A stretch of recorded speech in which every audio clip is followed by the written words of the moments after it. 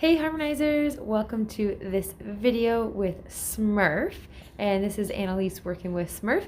And what we're doing in this video is just kind of doing a run through of kind of what are the things that I look for to accomplish in a horse that comes in for training. And this is little Smurf. He came in for training to find a new home. He's a little 7-year-old 14 3-hand Welsh cross gelding.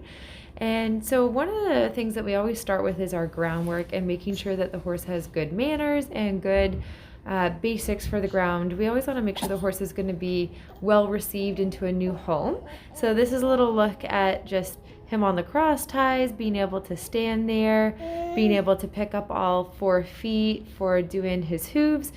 It's so important that when we're training horses that we give them a good education on the different basic skills, the basic skills that they're going to need in life, because if a horse isn't good to do their feet or to be groomed, or if people aren't comfortable standing around them, then that's going to be an issue for them having a good home later in life and being able to receive the care that they need.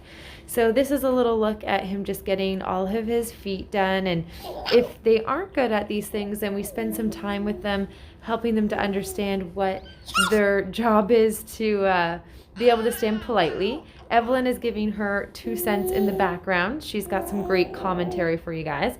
Hope you enjoy her little babbling skills that she's doing right now.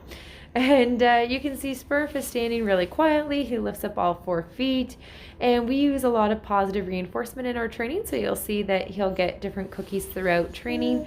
And making sure that our horse is polite with treats, we see that as a skill that they have to learn.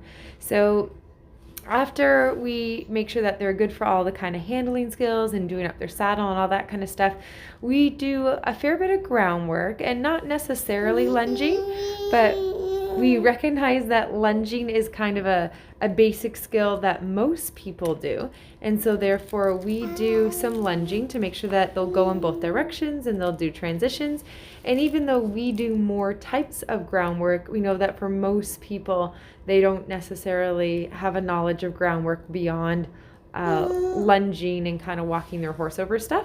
So we want to make sure that our horses have good education for going into kind of a normal kind of working relationship, and that they're not going to be surprised by that. So Smurf has been working on a little bit of lunging and understanding how to make transitions on the lunge line, and just making sure that he understands different cues and kind of normal cues for working. So usually people say walk on for walk, and for trot they say trot, or they might click to the horse, and then we usually kiss for canter. And when we're working on the lunge line and we're asking the horse to make transitions and things like that, we're always looking for smooth transitions. If the horse gets excited or they toss their head or they do anything like that, then we'll usually have them repeat the transition until they can do it nice and smoothly.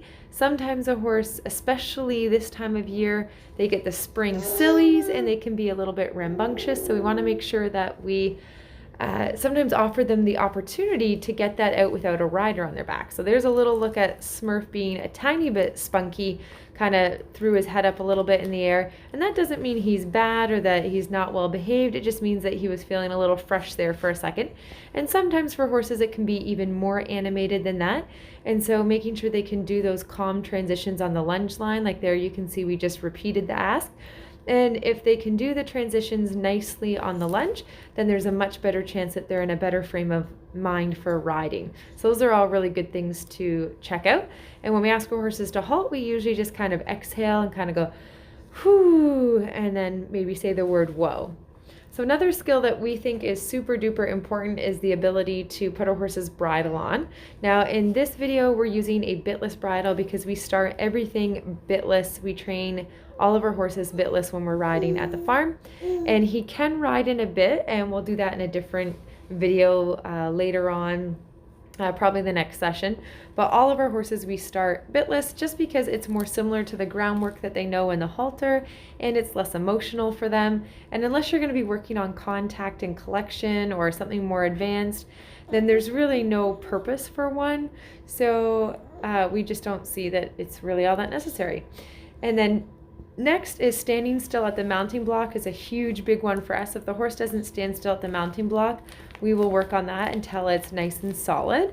So after we've got the horse standing still at the mounting block, we start to work on walking on or through different obstacles, really building up the horse's confidence and teaching them they can be what we call a yes horse. And we really stick on like this part and the mounting block for so long because we want our horses to be curious about learning. We want them to be excited about new tasks, and we don't want something silly to spook the horse and potentially upset them. We know for Smurf, we're hoping that he finds kind of a pleasure trail riding type home. He's too big to do the pony jumpers or the pony hunters or the pony classes. And he's kind of an English looking horse compared to a Western looking horse. So he does the obstacles and stuff really well, but we think somebody would just enjoy him as a nice kind of pleasure horse. So being able to walk over bridges and handle logs on the trail and tackle new things is super important. So we take a lot of time to make sure that our horses are really comfortable with new things, and we test out lots of stuff. So walking them over stuff, through noodles. Here you can see Annalise is throwing a pylon up and down, and he's just waiting for his cookie. He's like, okay, I stood still and didn't spook. Can I have a cookie? And that's the reaction that we're looking for in our horses. And we know we've done a good job training them. If when new stuff happens, they just look at you and say, is that cookie worthy? And then we know that we've done our job with training that the horse is not likely to spook with other people on them. So when it comes to actually riding our horses, we do a lot of transition work. Making sure that our horses are good for go and good for whoa are really important to make sure you've got both the gas and the brakes, so to speak. And so we'll practice riding different lengths of transitions. Depends on the horse how much we do. Smurf is not a particularly active horse.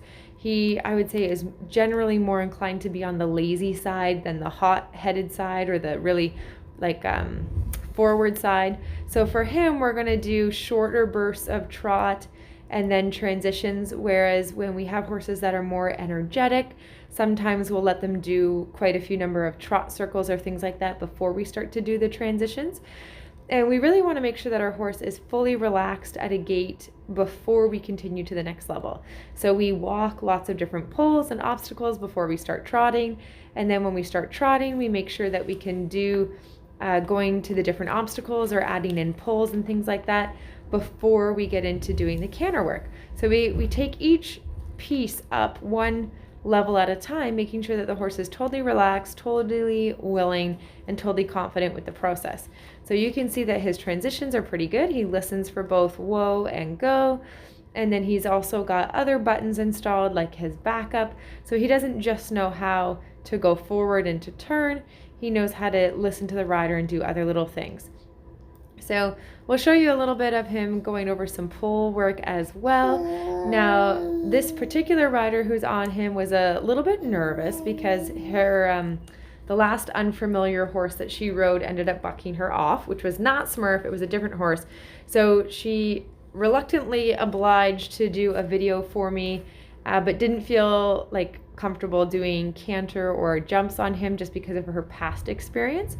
So this is as far as we got in this particular session, but overall that gives you a great look at little Smurf and some of the things that are important to us in training.